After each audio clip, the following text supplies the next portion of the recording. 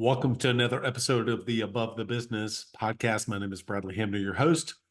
I got a question. Have you heard or have you read the book, The Growth Mindset by Carol Dweck? At this point, I think it has like 22,000 reviews on Amazon. Came out several years ago. Well, if you love that book, you are going to love this podcast. I'll just leave it at that. Without further ado, here's my conversation with Eduardo Briceño. What if you could step out of the day-to-day and see your business from a whole new perspective? Welcome to Above the Business, where we empower you to rise above the daily grind and embrace a higher way of business ownership. It's time to build your business by design. Eduardo, welcome to the Above the Business podcast. Great to be here, Bradley. Thank you for having me. Pumped to have you. I'm excited to be able to talk about performance today. But before we get into any of those things, we always start with background and origin story. So why don't you take our listeners back a little bit around your journey? Sure. I grew up in Venezuela until I was 16. My parents moved to Tulsa, Oklahoma, where I finished high school. And for college, I studied finance and chemical engineering. Then I spent 2 years working in investment banking and then 5 years working in venture capital. So I was in the finance world, like a lot of your listeners are. And after a while, I actually got a repetitive strain injury called myofascial pain syndrome. And I had to change a lot of things about my life, try to figure out what was happening and how to heal. But one of the things that I realized is that I wasn't passionate about the work that I was doing at the time. And I wanted to pivot and change careers. So I went to grad school and met there a professor by the name of Carol Dweck, who wrote a book called Mindset. And we co-founded a company called Mindset Works. I led that company as the CEO for over a decade. And through my work with her and through the people that we led, that we served, I became really passionate about improvement and learning and how you translate that into high performance. And that's the work that I do now. So I just released a book called The Performance Paradox, and it's all about how do we improve in work and life at the things that we care most about. Yeah. Well, I didn't tell you this before we hit recording, but before we started recording, but I will occasionally, maybe once a month or so, will go to the Barnes and Noble, and I'll just begin to kind of peruse in the personal development space and in the business space, looking for books that stand out to me. When I saw your book, The Performance Paradox, I was like, yep, that's absolutely, we're going to try to get Eduardo in there, because that in and of itself, look, we talk about small business quite a bit and how to be able to grow our businesses. And within that, I think we all individually as leaders and entrepreneurs want to be able to improve our own personal performance. All right, so layup question here. What do you specifically mean by what is the performance paradox? Sure. The performance paradox is the counterintuitive reality that if all we do is perform, our performance suffers. So what do I mean by that? I mean, when I was working in investment banking and venture capital, I had the vague idea that the way to succeed was simply to work hard. If I just worked hard, then that's what I was supposed to do at work. That's what was going to lead to success and to improvement and growth. And what I've learned in working with Carol Dweck and Anders Ericsson and lots of other researchers as well as practitioners is that there's actually two different forms of effort and strategies. There's effort to execute and to get the job done and to get results and to sell and to serve people. That's what I call the performance zone. And there's effort to improve and to innovate and to get higher levels of performance and increase our skills. And that's what I call the learning zone. And we have to figure out ways to habituate both of those zones. They're both critical. And so they tie to, the name of your podcast very much. When we work in the business, we are in the performance zone executing. When we are on the, working on the business or above the business, we are working to improve. And that's that. So we have to engage in the learning zone, not just in the performance zone, in order to achieve higher levels of success. So let me ask you this. When I think this would be important for our listeners. Some people, I think a lot of people have heard of the book, The Growth Mindset, that Carol wrote, but just because for context, I don't want to make an assumption here. Do you mind kind of going back, because I think it will frame the rest of our conversation, and kind of give maybe some of the thesis behind that book, the studies that was done in that book, et cetera, and then I'll kind of come back to what you just said just a moment ago. Absolutely. So Carol Dweck coined this term growth mindset and has done research on it since the 80s. Now there's been literally thousands of researchers who've done research on this in lots of areas. And what the research has found, what a growth mindset is the perspective about the nature of human beings. Specifically, a growth mindset is the belief that our abilities and qualities can change and can be developed, as opposed to being set on stone. So for example, and we all are in a what the opposite of a growth mindset is a fixed mindset, which is when we see people as set the way they are. And we all are in a fixed mindset about different abilities or different people. And when we are in a fixed mindset, when we believe that we can't change or that other people can't change, we don't do the things that are necessary to change. And without change, there cannot be improvement. And so, for example, we might sometimes talk about somebody being a natural leader, implying that the reason people are great leaders is because they're either natural or not. So we're in a fixed mindset. If we're in a fixed mindset, we don't do anything to improve our leadership or to give feedback to a person that can help them become a better leader, right? Or we might assume that extroversion and introversion are fixed, and that, if we want to become better at developing relationships with people, that's not something that you can get better at, or working with numbers or working with words. And so we need to kind of work at become more aware of when we're in a fixed mindset about ourselves or about others, and how that's getting in the way of our growth and our results. Now, how that ties with the performance paradox is that believing that we can change is necessary, but not sufficient. We also need to understand how to change. What strategies do we use in order to improve? And when we understand how, then we can strengthen our belief that we can. And they both the belief and the strategies kind of reinforce each other. Okay. So this brings up two. One is to tell me if you think that this analogy makes sense, like how you relate to this analogy, and then I've got a question, and I'm going to totally butcher this, but there's some idea behind, if I had 8 hours to chop a tree down, I would spend 6 hours sharpening the axe. Is that kind of what we're somewhat alluding to as well? Is that we're spending time improving our skills, our mindset, even acquiring certain tools to be able to help us, so that when we are performing, we're going to be better at the performance aspect of what we're doing. Yeah, so we can, if we have 8 hours to chop a tree, right? We can spend, like you said, 6 hours sharpening the axe, and that might be a good idea. Then we can chop the tree really, really, really fast. 6 hours might be too much. I don't know, but certainly 8 hours sharpening the axe would not meet our goals, right? So we need performance zone. We need to perform in order to get results. And 6 hours or less, it's 30 minutes, 6 hours. So there's a pure learning zone, which is sharpening the axe. There's a performance zone, which is chopping the tree. And there's learning while doing, which is chopping while learning along the way. So how might you do that? You might do that by trying a different stroke each time and seeing whether different strokes have a different effect. You might, if you have somebody around, you might ask them for feedback around how you're chopping, and maybe they have ideas about how you can do it better. So we can either be in either zone or do both together.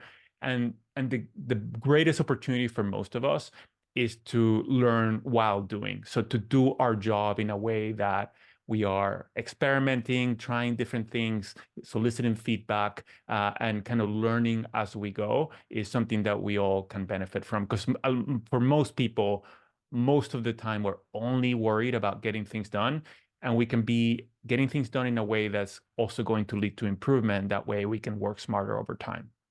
Yeah, I think that the way you said that is perfect. I mean, we're not going to spend 8 hours the entire time just sharpening the saw. At the same time, grabbing the axe or the saw, whatever the analogy is, and we just start chopping away, and we never take the time to sharpen it. We never take time to kind of look at it and say, wait a minute, is this technique working, et cetera? How do I analyze exactly what I'm doing, versus just like, well, just sheer effort is going to be able to get me there. Well, it does take hard work. I think that makes a lot of sense. Okay. So here's something that I've personally really wrestled with, and I'm actually genuinely curious. Forget the podcast. Okay, this is the Eduardo and Bradley right here. No, I'm kidding. I think this will resonate with a lot of people. And that is that you hear people talk about, and I do know where they're coming from. I mean, there's a assessment out there called Strengths Finders. And the idea is find out what you're good at and just do that. And then delegate. If you're a business owner, you have the opportunity to just get rid of everything else. And so it's like, okay, well, that makes sense. Do I actually literally do that? I mean, do I only just find out what I'm good at? And then I'm kind of watching this play out. Context a little bit different. My son is 13, middle school basketball. His weakness is he needs to get better at his ball handling, period. He needs to improve in order to be able to get better, more minutes, especially whenever a team is pressing. Well, if we took that analogy of the strengths, which he's a good shooter, that is his strength, and we only worked on that, and yet did not work on the weaknesses, then that would not give him more playing time. He would not be able to then advance. And so I've wrestled with this idea of doubling and tripling down in your strengths and just disregarding it in business. And so this is what's making me think, like, how does this land with you? What is your thoughts around, yeah, but this is a weakness, and not understanding how to see and study and understand your financials. You and I were both finance majors, is a weakness in the business. We need to improve upon that. Does this make sense? The question I'm asking? Yeah. So first of all, in sports and with the kind of world-class performers, they work on both their strengths and their weaknesses. They don't disregard their weaknesses. Because like you're saying, a great basketball player without great ball handling is probably not going to work out. And so that's to become world-class as an athlete and as a performer, you have to work on both, not necessarily at the same time. You might work on a weakness this season and then on a strength the next season. In business, that can sometimes be true or not true. It depends on your teamwork, the type of work that you do, what you can decide to disregard or not. But I would say that we can see strengths and weaknesses either in a growth mindset or in a fixed mindset. So in a fixed mindset, and a lot of the times assessments like strengths finders and other assessments are often painted in a fixed mindset. They are described as, hey, we're going to find out what your strengths are and what your weaknesses are, and that way you can only do your strengths. And it's as opposed to, we're going to learn more about what you've developed more and what you are weaker at and what your strengths and weaknesses are. And you can get better at either your strengths or your weaknesses. You're going to choose whether there's a strength or a weakness that you want to work on. Like, for example, in a team environment, often listening is really, really important. So it's like ball handling in basketball, right? If somebody's a really poor listener, even if it's a weakness, it's probably a good thing for you to work on, right?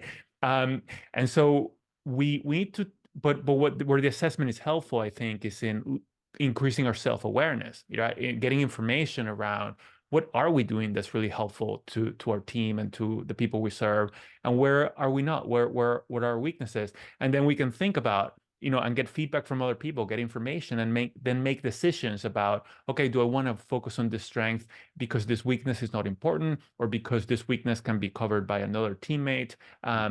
Or is this weakness something that's really getting in the way of me achieving higher results and something that I want to work on and improve? Yeah. Okay. That makes a lot of sense. Are we across the board growth mindset, fixed mindset, or are we growth mindset in certain areas of our life, maybe health, fitness, but we're fixed mindset when it comes to our relationships, vice versa? Tell me about that. Absolutely. Our mindset varies depending on the domain or the type of ability that we're talking about. Just like you said, we might have a growth mindset about public speaking, believing that we can become a better public speaker, and a fixed mindset about creativity, thinking that some people are naturally creative and others aren't, or vice versa. We might see creativity as something that we can learn and improve, and public speaking as something that people are either naturals or not. And so each person, our mindset will vary just depending on the way we've thought throughout our lives and the messages we've received, the sense we've made of observing the world. Um, and also our mindset can vary depending on the person. Like you might see yourself as a great learner, but then label some of your colleagues in fixed ways, or family members, or some of your customers. And then if you believe that other people can't change, you won't share information with them that might be useful for them to learn more and to improve. And so they won't change. So it creates a self-fulfilling prophecy. And then our mindset also is not fixed. So we can develop more of a growth mindset. And one effective way to do that is to learn effective strategies to improve. So for example, if I'm in a fixed mindset about creativity, I believe some people are naturally creative or not, I might go to a creativity workshop, like a design thinking workshop, where I learn strategies to be more creative, and I see that I can create something a lot more creative than I have in the past, and I can realize, wow, there's actually people who teach how to become more creative, and I could work at this to become more creative, and that can shift my mindset about creativity because I've learned how to improve at it. Yeah, what's coming up for me is like this idea of discipline. There's a few people that I can point to. One of my friends and clients, Dustin, who'll listen to this. That's just a skill of his, right? And I can catch myself at times just saying, I just don't, I'm not as disciplined as he is. Like that's the picture perfect of discipline.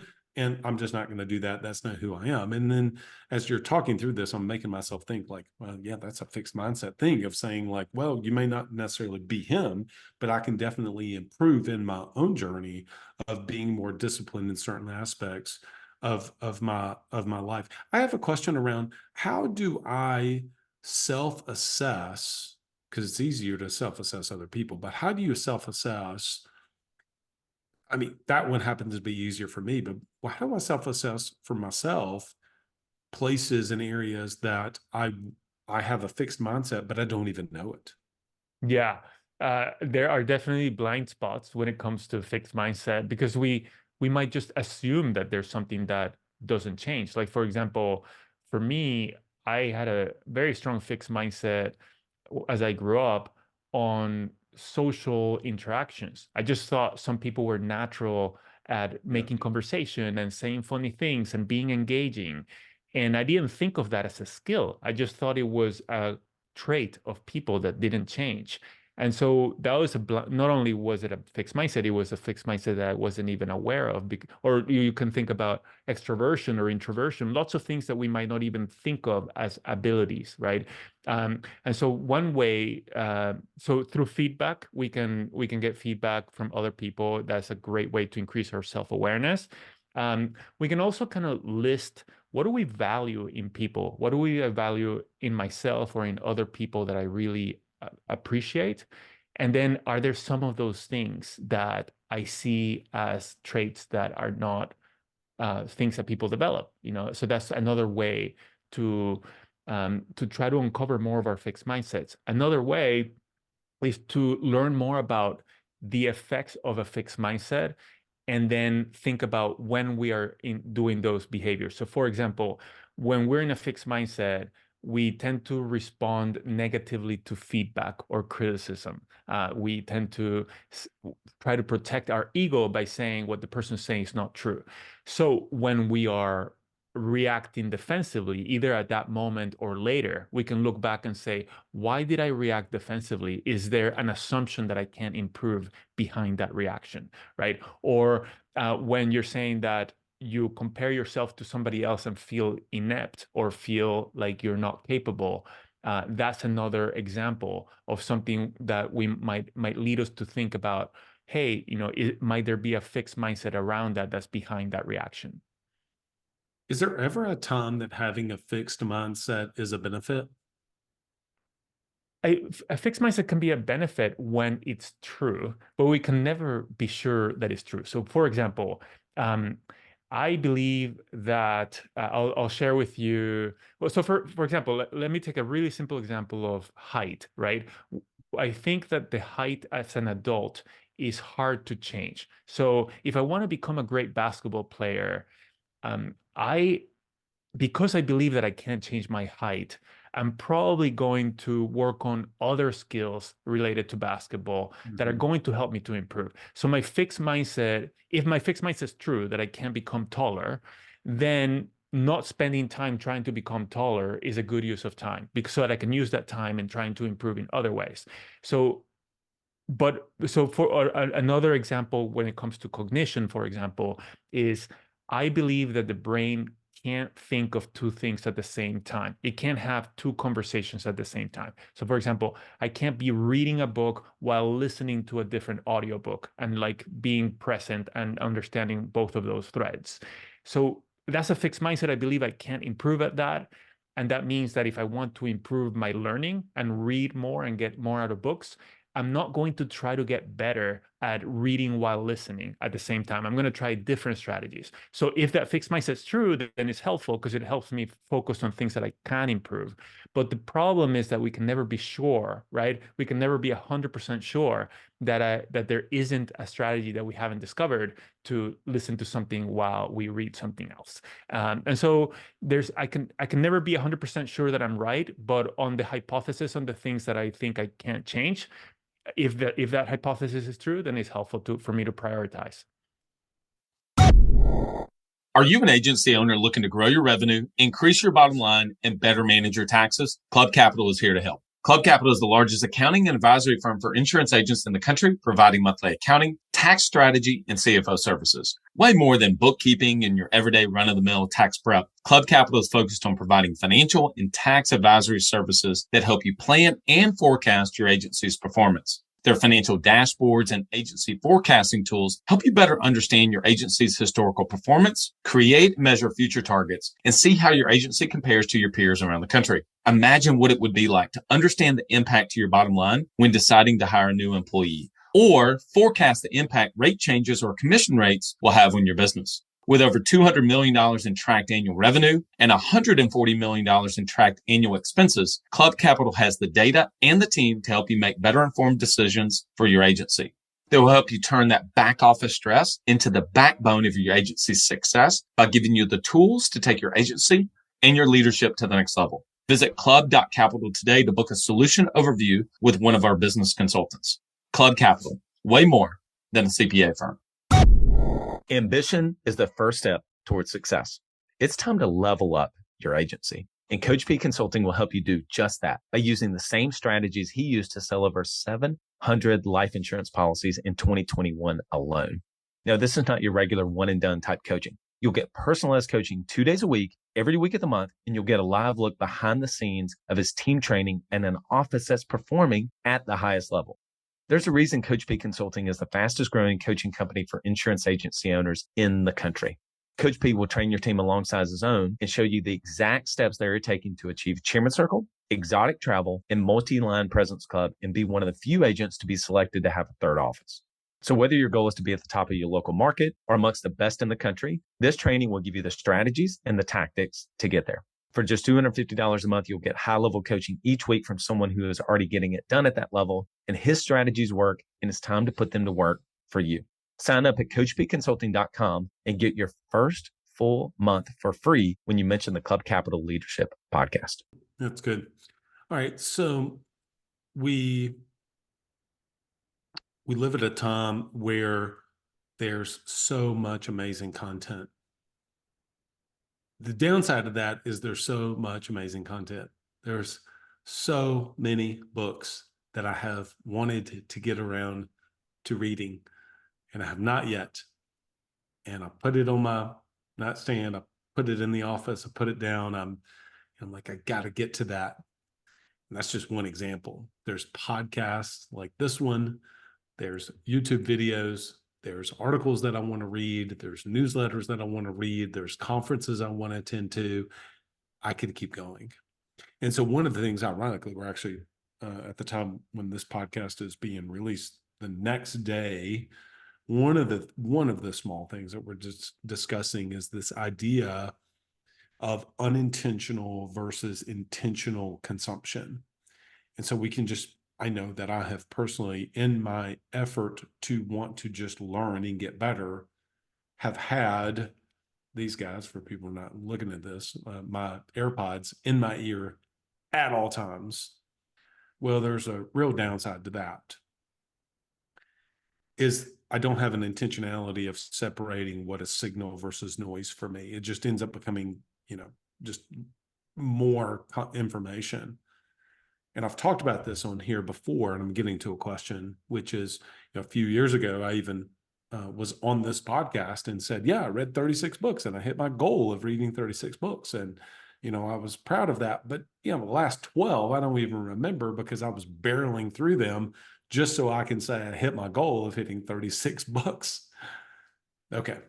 So what I'm trying to make for me personally, maybe this is somebody that's hearing this, is to say, how do I balance having a growth mindset and wanting to improve in these certain areas, and at the same time, not overwhelming myself with too much information, what people would put out there as content?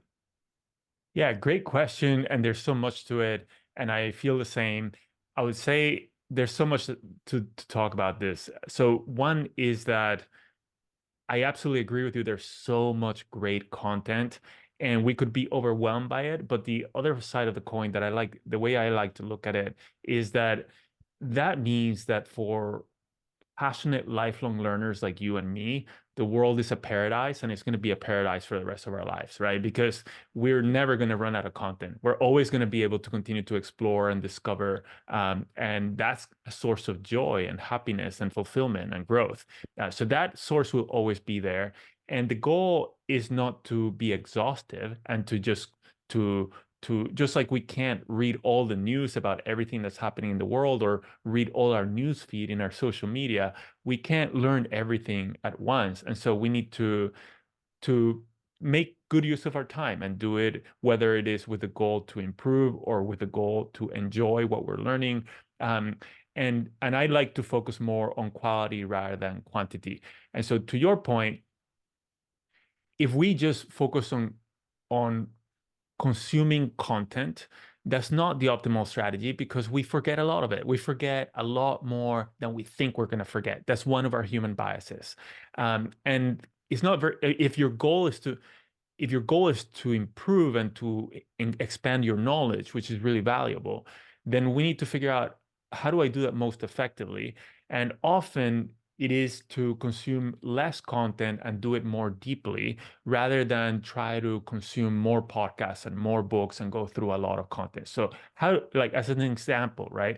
When I listen to podcasts, sometimes I listen to podcasts for joy, right? Because I want to like just have just a light podcast. I just want to like, whether it's a comedy or whatever, or just politics, things that are news and are not deep content that I care most about. Politics is joy? Politics gives you joy? No. So when it's news, I actually stay out of news very much, but I do sometimes listen to one or two podcasts around the current events, which I try to stay out of. I love to learn more about like human psychology and the things that are long-lasting knowledge, right? The timely things are things that that becomes obsolete pretty quickly. So I don't particularly spend a lot of time like reading the news or anything like that.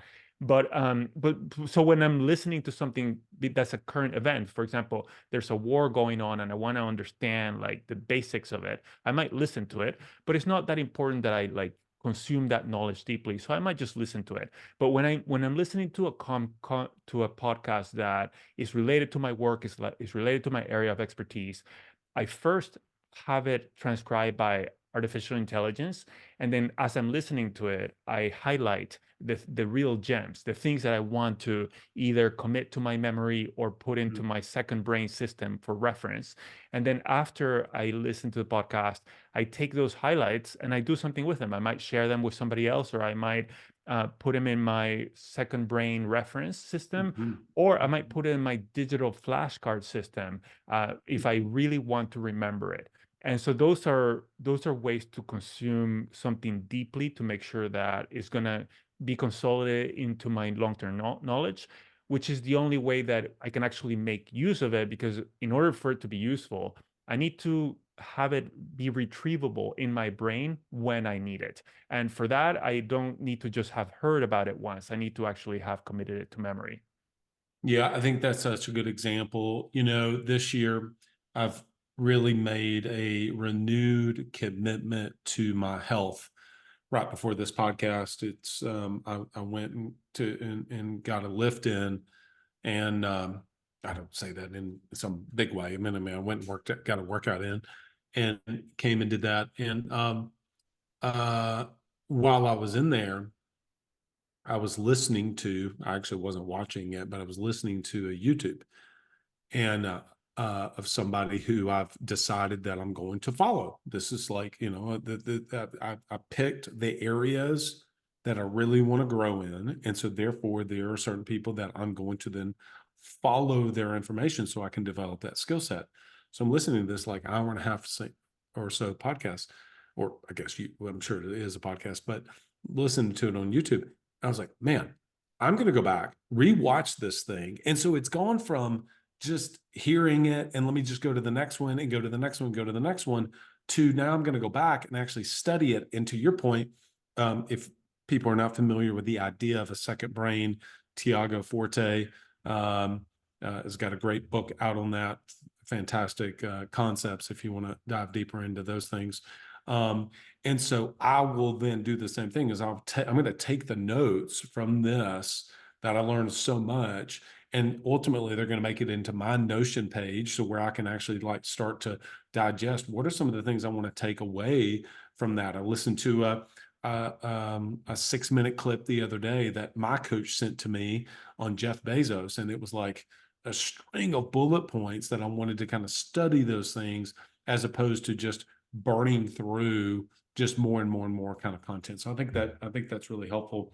It really is a thing though, because we can just get overwhelmed with conflicting ideas at some point. I think I gave the one of weaknesses and strengths as an example.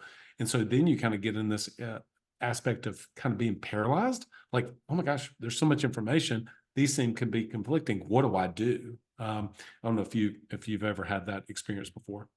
Yeah, I think that there's a lot of situations where there's conflicting information. And I think that's a great opportunity to get curious and to look into it further if it's something that's important to us that we really want to try to understand better, to get to the bottom of it. And maybe in some situations, one perspective and one approach makes more sense. In other situations, a different perspective or approach makes sense. There's a lot of paradoxes or dueling tensions, I call them, where there's two truths that are in tension with each other, and that is very prevalent in work and life. And as we learn more and get curious and ask more questions and dive deeper, we make more and more sense of it and make more and more kind of harmony out of those tensions. No, I like the word dueling tensions. That's good. I really like good language. I heard one the other day, a crisp document. I was like, oh, that's really good. I'm taking that one. So I really like dueling tensions. Okay, last question. We have spent kind of a lot of time in this discussion around us personally. And I am a fundamental believer is that we get better than it helps us to be able to help everybody else around us.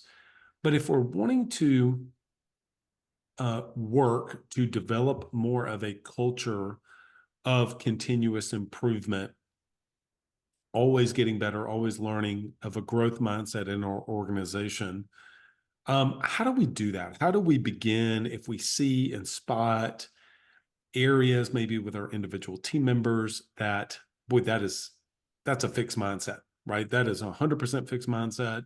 How do we begin to cultivate that culture and the environment in our organizations, that the environment itself, the culture, begins to shape people into a growth mindset? Well, culture is super, super important. And, my part 2 of my book is all about culture. And culture is really important because we're social beings. And we talked about growth mindset, which is a belief. We form our beliefs from our observations of other people largely, but also from our observations of the media. And And also the strategies and the habits, like engaging in the learning zone and the performance zone, that involves habits and strategies. And those are things that we learn and do with the people around us. So as we are trying to build a strong organization that's going to continue to innovate and to improve and to adapt, thinking about culture is really, really important. So how can we do that as leaders? 3 things that leaders can think about doing is, first, think about how you frame the work that is to be done. Like, what is it that people are supposed to do at work every day? Is part of what we're supposed to do working to continue to change and to improve ourselves, right? Is using ideas like performance zone and learning zone or growth mindset. How are we supposed to approach experimentation and to approach feedback? What is work about? Second is, what systems and habits are we going to use to perform, but also to improve? Like in a lot of the systems and habits that are common are only performance systems and habits. Like, what needs to get done by when, how do we keep ourselves accountable to that? And that's super important. We need that. But we also need systems and habits to improve. Like, in weekly meetings, do we talk also about what we're learning or what experiments we're doing or what mistakes we're making, what lessons we're drawing from it? Do we solicit feedback from customers? Do we solicit feedback from each other? Do we get together every once in a while and think about how we're working together? What's working well? What might we tweak? And those are all systems and habits to get better over time, not just to get the work done. And finally, and most important, is modeling learning. Often we have the idea that as a leader, I'm supposed to know the answers and to be sure of my decisions, and to project confidence, meaning that I'm sure 100% of what I'm saying. And instead, we need to model being a learner, meaning that we might be really good at what we do, but we're also continuing to work to further improve. And we are asked questions and we solicit ideas from other people and we solicit feedback and we are clear about what we're working to improve. And other people know what that is so that they can give us feedback and support us along the way. So framing, systems and habits, and modeling the way are the 3 most powerful strategies to build culture. Oh, that's really great. Well, first of all, I love frameworks. Okay. It just makes things seemingly approachable, things that I can remember every week. I'm going to pop this up on the screen for people who may not be able to kind of see this.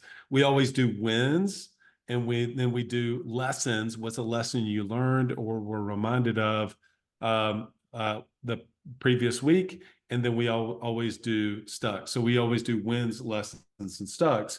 And so that was really great for me to hear that, of like, oh, okay, yeah, actually we are, like, what is the lesson you learned? And I hadn't even thought about it from that is a picking up a growth mindset. The wins is because, hey, business is really hard, so we got to try to find the wins in business. But I had never really thought about the lessons aspect of it is cultivating a growth mindset. So that's great. Okay, that's really, really Absolutely. good. I So love you that. make it easy, right? By making it a habit in the system, it's the default. So you make it really easy for everybody to do it. And the stuck is also very much a learning thing where somebody's saying, I'm stuck on this. What ideas do other people have, right? And so you're ideating, how do we get better so we can get unstuck? Oh, that's really good. Eduardo, before I let you share people how they can connect with you, where they can obviously pick up the book, etc. We've kind of already talked about it a little bit, but for you, the name of the podcast is Above the Business. What is being able to get above the business? How does that relate for you personally? Well, I would love your perspective as well, Bradley, but here's my take. So we're working in the business is the performance zone, is execution. On the business is to improve at the business, to try different strategies to improve how we perform and to improve our skills. And to me, above the business means taking at a 10,000-foot level, looking at the business from the high level and thinking about, how is this working at a high level? Do I need a different strategy or even a different kind of high level pursuit? And even, I mean, above the business, even at the highest level would be, is this business even the right thing for me? Is it actually serving my highest level goals as a person and what I care most about, what is my approach to life, and what strategies am I using, what's working, what's not working, how does the business fit in? How about you? How do you think about it? Yeah, I mean, I think you nailed it. I mean, I think of it that way too. I just want to, I had not even considered this until you just mentioned that. But when you made the decision to leave where you were, I'm sure that you needed to, whether that was at a coffee shop or whatever, you got kind of out of the day to day, right? You were probably not sitting at your desk responding to an email and then saying, epiphany, I'm leaving this and going to go start pursuing my dream. I mean, somehow you were able to get above all of the noise. And I think that there's even quite literally, I've heard people mention that they have such clarity when they get in a plane. I'm talking about quite literally get in a plane and they look down and they're able to just kind of like see a perspective on things. And so I think as visionary entrepreneurs, which is the majority of our listening audience, they want to be able to see around corners. What's possibly coming? Hey, how is AI going to disrupt that? And you just can't do that when you're in, and I would even say when you're on the business, right? When you're on something, you may not be in the minutia of it, but you're working on it as opposed to being able to kind of get above it and see it from that, like you said, 30,000 foot view perspective. So it's good. Really great feedback there. Eduardo, I've really enjoyed this conversation. It's been great. The ratings on Amazon of your book have been obviously fantastic. Really encourage people to pick it up. It came out just September of 2023. If people want to connect with you and see what all you have going on, obviously look at the book. Where would you point them to? Sure. Well, the book is called The Performance Paradox, is wherever books are sold. And I'm very active on LinkedIn, so people can connect with me or message me there. And I also have a monthly newsletter at my website, which is briceño.com. And there's a free PDF there with 5 strategies to build a growth mindset as well, if people want to download it from my website. Awesome. Eduardo, this has been great, my friend, and hope to have you back on in the future. Thank you, Bradley. Great to talk to you. Well, I really enjoyed that conversation with Eduardo. I want to give him credit. When we stopped the recording of the podcast, we ended up staying on for maybe 5 to 10 minutes, both kind of giving feedback to one another about how can we get better?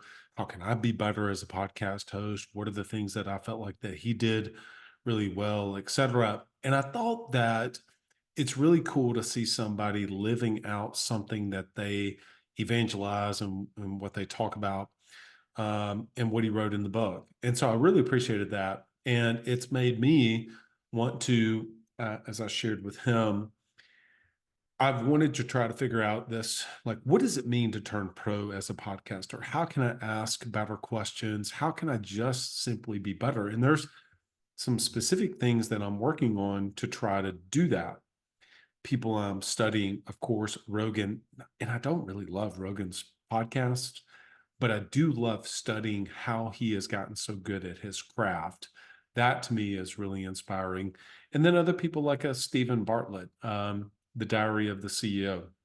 What are the things that they do inside the podcast and the questions themselves? Of course, their sets are beautiful.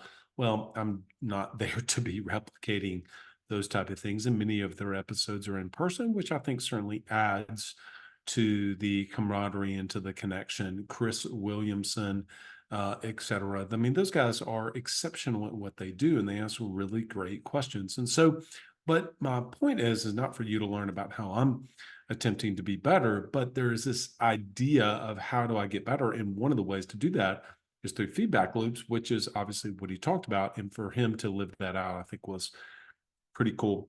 Certainly, the main takeaway that I have is whenever he talked about framing the work, systems and habits, and then modeling learning. When everybody else sees you wanting to improve in whatever way that is, whether it's through books, whether it's through you listening to other podcasts, et cetera, you are attending because you're trying to be the best version of yourself. That alone certainly is going to rub off, but also can you create some, he calls them systems and habits. I would refer to that as structure, process, and routine. What are some of the processes and the routines that you can begin to put in place. But he calls them systems and habits, and I think that there's certainly a parallel there. And then framing the work. How do you begin to frame the work? So those three things, that framework itself really stands out to me. So really enjoyed connecting with Eduardo. And make sure you connect with him on LinkedIn and go check out his book and pick it up. I think you'll get a lot out of it if you're wanting to cultivate this growth mindset, and also for yourself and for your team. Thank you to our podcast partners, Today App Pro, Coach P Consulting, and Autopilot Recruiting. We appreciate their partnership, along with, of course, Club Capital and Blueprint OS. Look, if you want to be able to have an incredible user experience, both for you and for your team, the software that you use and the software that your team interacts with on a day-to-day basis, it really matters. It matters if it's beautiful. Was listening, as I think I mentioned to all of you, a podcast with Bezos the other day, and I have not heard him on very many podcasts. And there was a 6-minute clip, and he was talking about how much he values the beauty of certain things, and even the beauty of a document, a document that he will get before a meeting.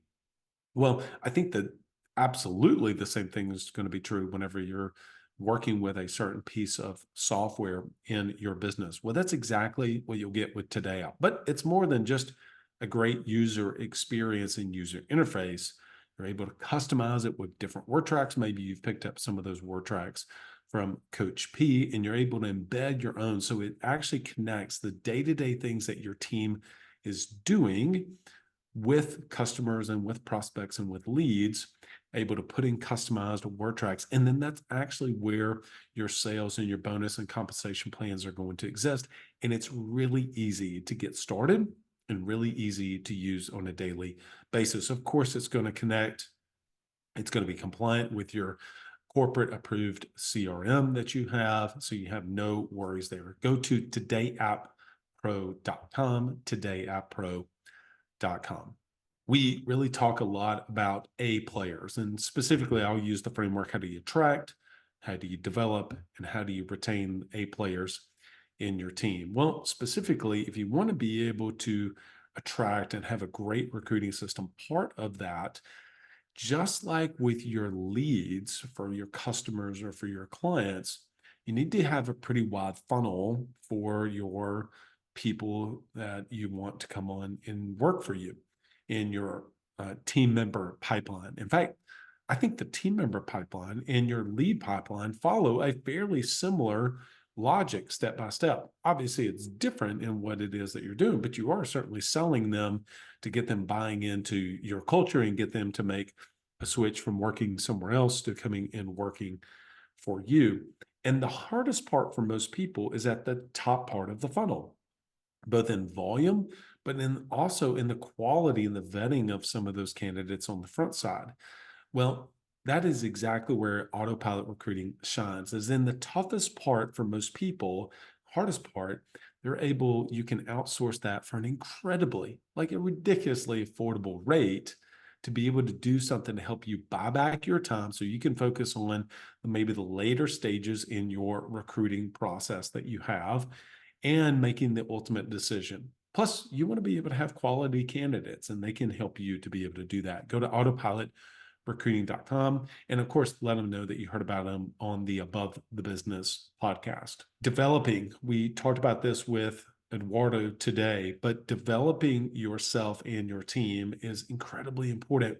And so having habits with that. Well, one of the ways to do that is to be able to get access to somebody who's doing it literally the highest level. If you're an insurance agency owner, go and check out Coach P Consulting. This is what it means to have a growth mindset, both for you and your team. And maybe that first step is just to go get a free, no obligation. Go and check out Coach P for an entire month. You're going to get up to 8 sessions completely for free. Just let him know that you've been listening to Bradley go on and on and on for a long time about the value that Coach P brings. Go to coachpconsulting.com.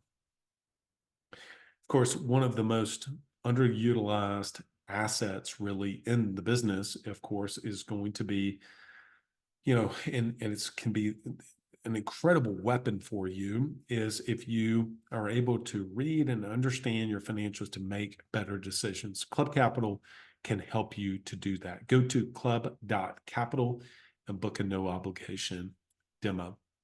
Hey, if you'd like to check out some of the things that we're doing at Above the Business at the time that this podcast is dropping, tomorrow we're doing an event actually, and we'd love to have you come and be with us on Zoom, and we work with you one-on-one to be able to help you to be able to make 2024 a great year. Go to abovethebusiness.com. All right, everyone, until next episode, lead well.